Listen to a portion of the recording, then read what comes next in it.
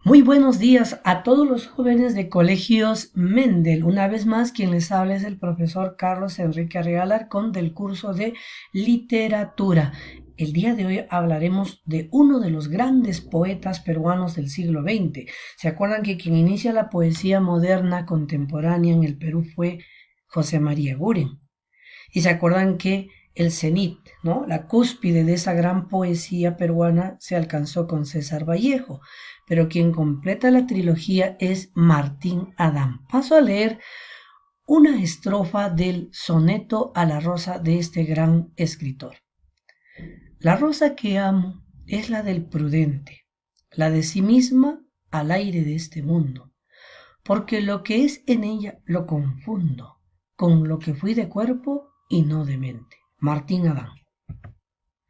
A continuación, siempre es bueno mostrar, ahí está, la imagen del gran poeta y escritor Martín Adán, ya madurito por supuesto, ¿ya? Y a continuación les muestro la imagen de una de sus obras narrativas, ¿ya? Y también la primera novela y obra que escribió, La Casa de Cartón. Y como ven acá, imagen de esta casa en alusión al cartoncito, que es el título que le puso a su obra. Entonces, el día de hoy hablaremos del vanguardismo de Martín Adán y el análisis de su novela La Casa de Cartón. Algunos datos. Martín Adán nace en Lima en 1908 y fallece en el hospital en Lima también por el año 1985. Su nombre verdadero fue Ramón Rafael de la Fuente Benavides. Fue escritor y además, no olvides, uno de los más grandes poetas peruanos del siglo XX junto con Eguren y Vallejo. Su seudónimo fue Martín Adán, aunque no te olvides que su verdadero nombre fue Ramón Rafael de la Fuente Benavides. Con su seudónimo, Martín Adán quiso, dice, conciliar el génesis bíblico con la teoría darwiniana. En aquellos años, Martín le llamaban, dice, a los monos organilleros que sacaban la suerte, ¿ya?, a las personas, y le solían llamar así Martín. Y es en alusión justamente a que Darwin habla de que la evolución del hombre es a partir de simios. Y Adán, tú sabes, es el primer hombre según el Génesis bíblico. Pero también algunos argumentan que él se creó este seudónimo allá por 1925 para ingresar al círculo de escritores del gran poeta barranquino José María Eguren. La obra de Martín Adán también se destaca por su hermetismo, por algo guardó amistad con Eguren. La diferencia es que mientras Eguren es simbolista, Martín Adán es vanguardista. Justamente dice acá, corriente, Martín Adán es uno de los grandes representantes de la literatura poética de la vanguardia latinoamericana, no se olviden. Premios. Bueno, entre los premios lo incorporaron a Martín Adán a la Academia de la Lengua Peruana, obtuvo el Premio Nacional de Poesía allá en 1946 y nuevamente en 1961, y en 1976 se le concedió el Premio Nacional de la Literatura. Ahí la foto de Martín Adán cuando aún todavía era joven. Algunos datos de su biografía. Nació, como les dije, con el nombre de Ramón Rafael de la Fuente Benavides y utilizó el seudónimo de Martín Adán. En 1908 nació en Lima, siendo hijo de Santiago de la Fuente Santoalla y de Rosa Mercedes Benavides. Perteneció a una familia de clase media alta. En 1914, un día antes de cumplir 6 años, falleció su padre, y en 1915 falleció su abuelo, por lo que los bienes de la familia quedaron administrados por el abogado Alfredo Solf Moro. En 1919, 4 años después, su hermano menor y él contrajeron escarlatina, mientras Martín Adán o Rafael fue operado y sobrevivió a la enfermedad, lamentablemente su hermano menor falleció. Esto significó un duro golpe emocional al pequeño Rafael. Sus estudios. Hizo sus primeros estudios en el Colegio San José de Cluny de Barranco y en 1916 ingresó al Colegio Alemán von Humboldt, donde estudió hasta 1926. En este célebre colegio trabó amistad con Estuardo Núñez, Emilio Adolfo Westphalen y Javier Abril, entre otros grandes escritores y poetas de la época. Además fue alumno del escritor Luis Alberto Sánchez y del gramático español Emilio Huidobro, quien justamente lo inició en la literatura. Le dijo: haz unos pequeños ejercicios gramáticos escribiendo algo. Y él terminó escribiendo La Casa de Cartón. Si no fuera por este maestro, es probable que no hubiera escrito tan célebre novela.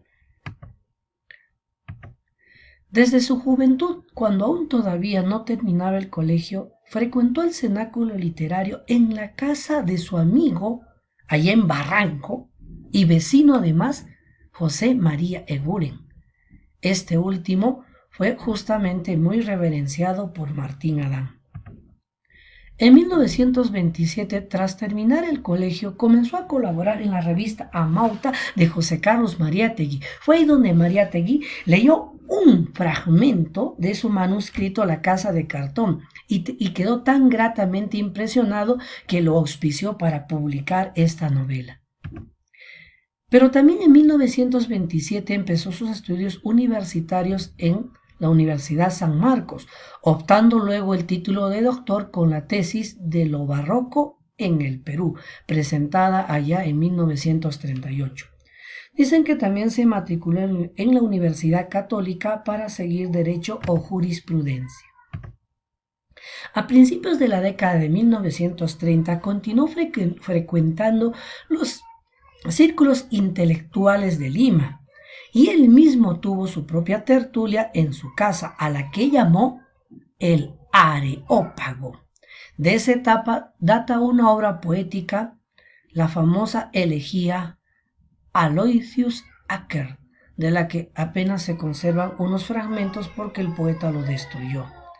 En años posteriores compondría sus sonetos La Rosa y La Rosa de la Espinela, poemas que giran en torno a la contemplación de la rosa, ¿no? La rosa estéticamente en él generó mucha inspiración.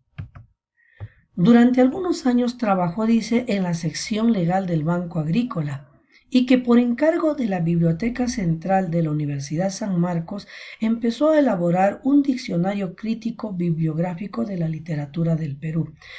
Lamentablemente este proyecto solo llegó a los autores del siglo XVI.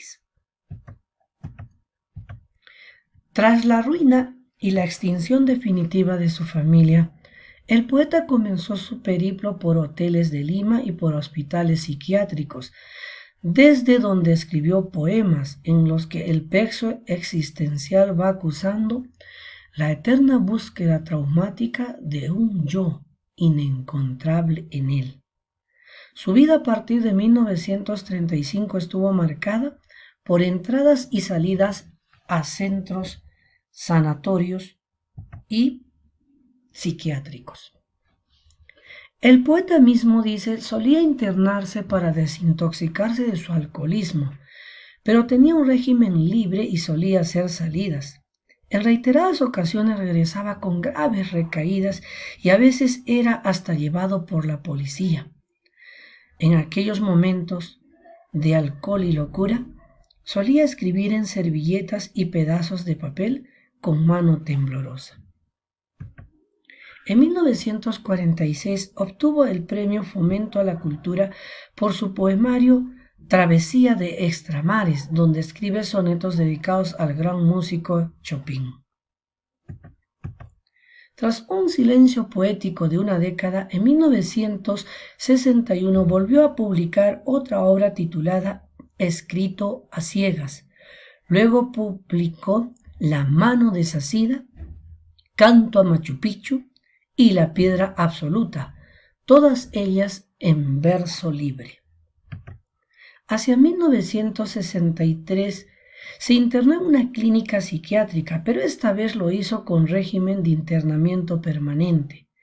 Salió de ella en 1983, pero el 18 de marzo de ese mismo año fue hospitalizado en el famoso y célebre psiquiátrico Larco Herrera hasta marzo del siguiente año.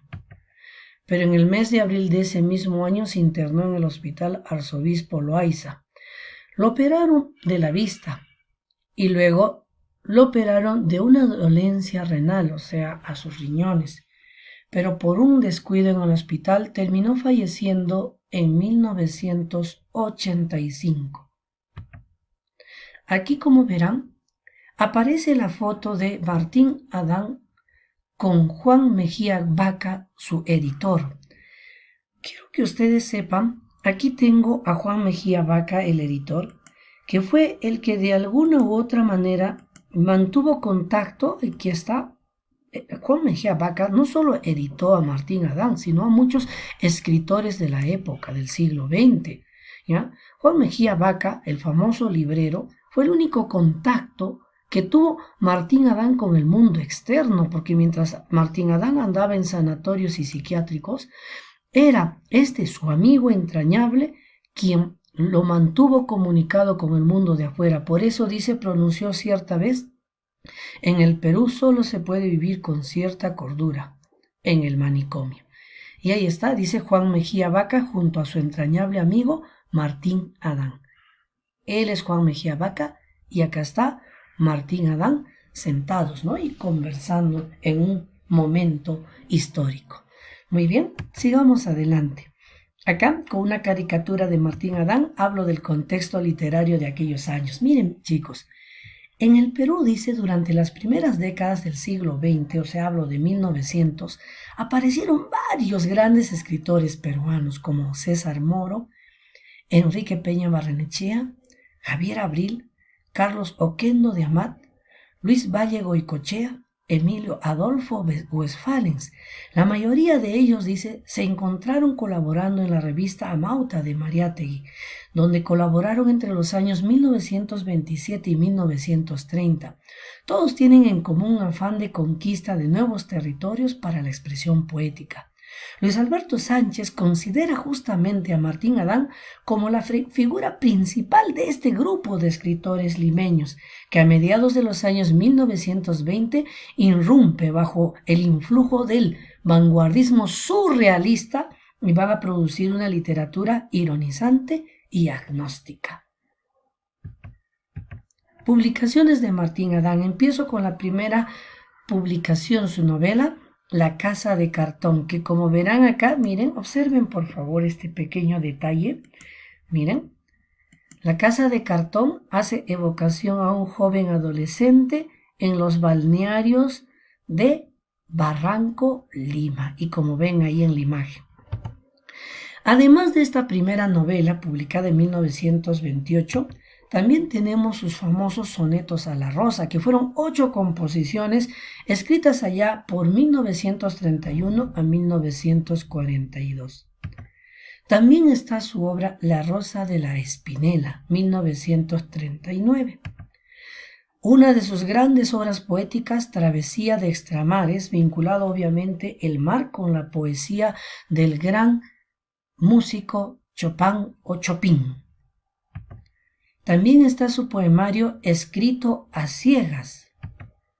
También encontramos su obra La mano desasida, Canto a Machu Picchu, impresionado por las piedras de Machu Picchu, así como alguna vez también el poeta chileno Pablo Neruda en Canto General escribió Alturas de Machu Picchu, impresionado por las ruinas y enormes bloques de piedra de esta construcción inca.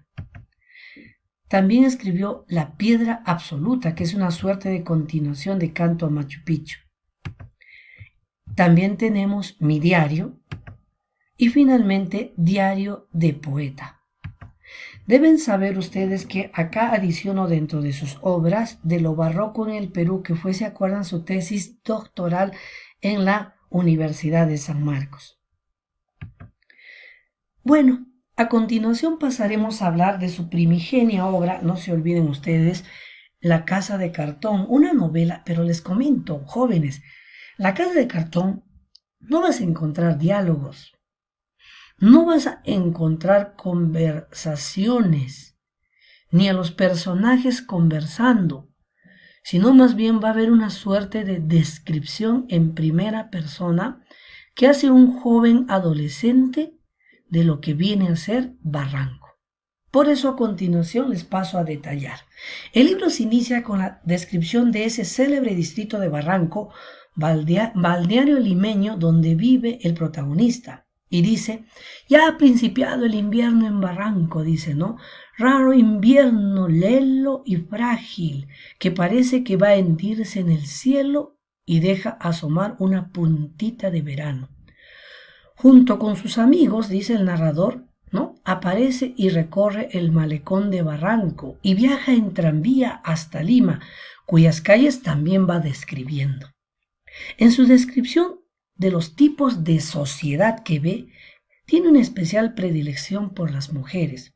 Bueno, es de esperarse, chicos, porque no se olviden que al tratarse de un adolescente que despierta su vida sexual, él hace pues una mayor descripción de las señoritas. Describe de manera irónica y burlesca también a las beatas que huelen a ropa sucia, a la gringa, a la turista algo loca, a la maestra de escuela solterona, a la tía de uno de sus amigos, justamente de Ramón. Cuenta también sus primeros amores adolescentes, que fueron 5. A la primera la describe como una muchacha fea, de 12 años que tenía las uñas negras. La segunda fue una llorona sentimental que siempre llevaba a su muñeco en brazos, con el que él tiene que competir por el amor. La tercera fue una chica bonita, con unos ojos hermosos y que tenía las piernas coquetas, o bueno, dice cocotas, ¿no? Desvergonzadas. La cuarta fue Catita, a la que quiso. Y la quinta, una chica sucia, dice moralmente, con la que casi peca en la noche en el mar. Seguimos. A Catita, dice, es a la que le dedica más espacio en su evocación. Es descrita como una linda y coqueta quinceañera. Tiene una serie de pretendientes que pierden la cabeza por ella, ¿no? Dicho sea de paso con más exactitud, ella es quien lo enamora. Por eso dice, él lo llama la catadora, o sea, la probadora de mozos. De ahí viene Catita, por la catadora. Menciona la ocasión en la que ella le envió una carta de reproches, una carta larga, temblona, en la que una muchacha núbil tira de las orejas al amor con los dedos tan seguros. Menciona, pues, ¿no? El escritor así. El narrador también menciona de pasada sus pensamientos críticos a la sociedad de aquel entonces y alude también a los señorones que disfrutan del verano en el malecón. También habla de sus amigos, es sobre todo de quien habla, de Ramón, un muchacho misterioso al que tiene especial relevancia en el relato. Con él, Ramón comparte el gusto por la lectura y tiene un diario donde vuelca su interioridad. En algún momento es descrito como abatido y desalentado por alguna pena desconocida. Se alude también a un sentimiento amoroso de su amigo Ramón y una maestra llamada Müller, pero Ramón muere prematuramente sin que el narrador mencione más detalles sobre cómo muere. Más bien transcribe los poemas Underwood que atribuye a su amigo Ramón, donde expone su yo interno y su visión del mundo. Ya finalizando la novela, el narrador dice con melancolía que de Ramón solo me queda la grave amargura de haberle conocido y el permiso de hojear su diario íntimo en la alcoba mentecata de la señorita Müller. Llega también a decir, bendito sea Ramón, el loco que me enseñó a ver el agua en el mar, las hojas en los árboles, las casas en las calles, el sexo en las mujeres. Sobre todo en el sentido de percibir, ¿no? Emocionalmente todo. Análisis de esta hermosa novela. Género narrativo, pero no te olvides que lo que él narra son descripciones en primera persona.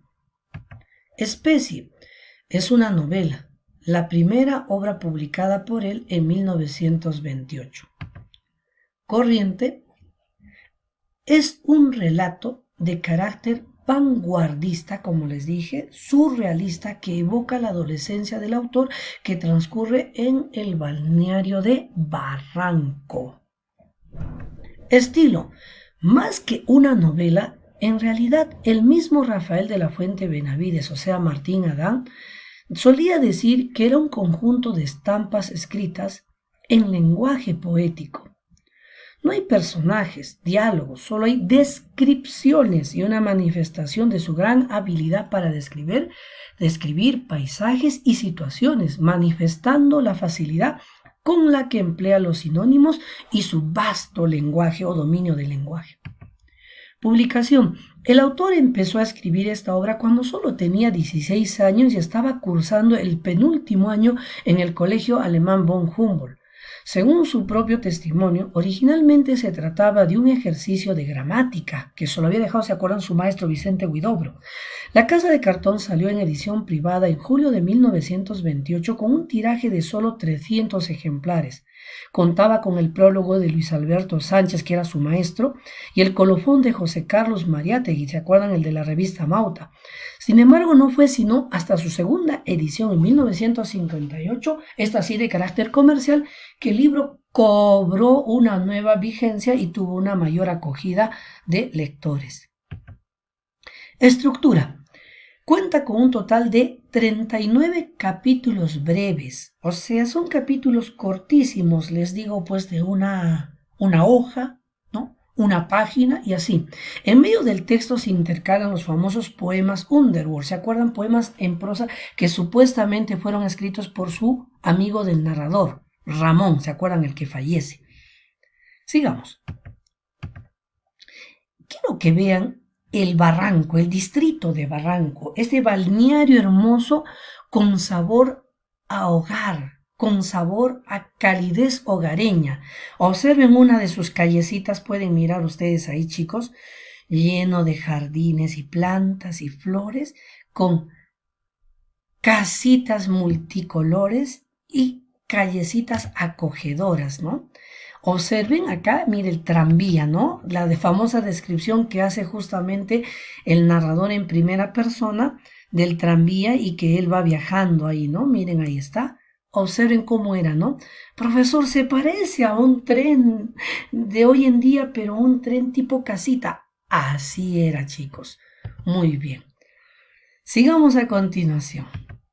Personajes de la obra La Casa de Cartón.